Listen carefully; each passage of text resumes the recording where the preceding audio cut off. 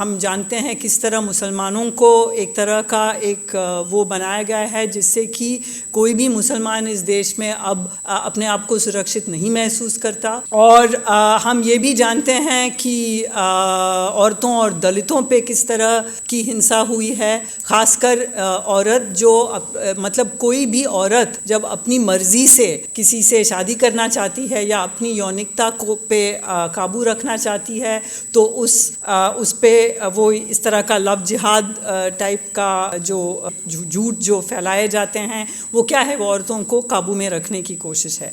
तो ये तरह और फिर अर्थव्यवस्था को हम देखेंगे तो हम देखते हैं कि हिंदू राष्ट्र और हिंदू प्रभुत्व कैपिटलिज्म क्रोनी कैपिटलिज्म को इस पॉइंट पे लाया है कि अब क्रोनी कैपिटलिस्ट और सरकार में फ़र्क दिखाई ही नहीं देती।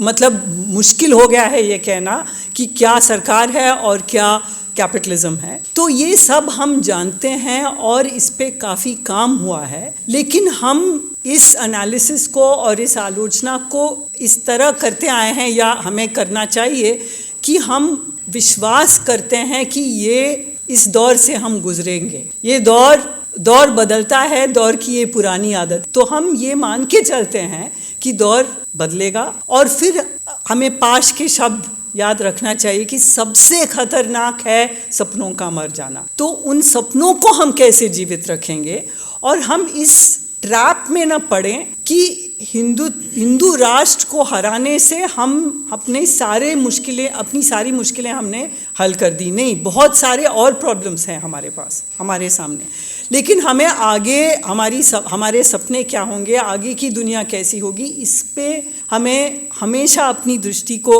उस पे टिकाना चाहिए ताकि हमें एक अलग दुनिया की संभावना हमेशा हमारे सामने रहे। हम अपने कोने को साफ रखेंगे, चाहे आज के माहौल में अपने घर में हम झंडा गाड़ने नहीं देंगे। अपने हाउसिंग सोसाइटी में बार बार ईमेल लिखेंगे हम अपनी मैनेजिंग कमेटी को, और ऐसे लोग कर रहे हैं हर जगह। कोई ना कोई अपनी मैनेजिंग कमेटी को चिट्ठी, हमने भी लिखा है, चिट्ठी लिख रही है कि आपने हमसे बात की, आपने कैसे ये सोच लिया कि कॉमन जगह पे झंडा गाड़ेंगे।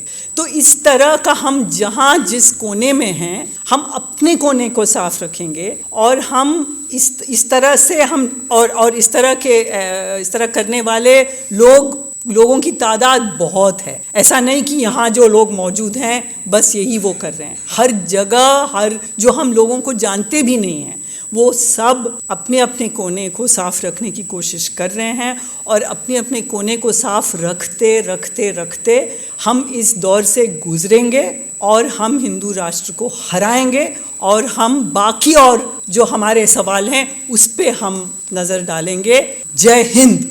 पिछले 10 साल में इस दहशत के तरह के आयाम पे बहुत काम हुआ है। क्या ये फांसीवाद है? और अगर फांसीवाद है, जो अब तक हम सब सहमत हैं कि ये एक तरह का फांसीवाद ही है, तो ये हिंदुस्तान में जो फांसीवाद है ये जर्मनी और यूरोप में 1930 के दशक में जिस तरह का फांसीवाद था उससे किस तरह मुख्तलिफ है, किस तरह वो एक ही तरह की है, इस पे काम हुआ है। इस फांसीवाद और इस हिंदू राष्ट्र की राजनीति को अब हम समझने लगे हैं कि ये कम्युनलिज्म तो है, सांप्रदायिकता तो है, लेकिन सांप्रदायिकता से भी आगे इसको हमें एक अलग नाम देना चाहिए। ये हिंदू सुप्रीमेसिज्म है। ये सिर्फ सांप्रदायिकता नहीं है, ये हिंदू सुप्रीमेसिज्म है। इसका मतलब है कि हिंदू प्रभुत्व की राजनीति है और तो इसके अलग अलग आयाम हैं और हम जो लोग जो समुदाय इस राजनीति से हाशिए पे किए गए हैं उस पे हमने ध्यान दिया है।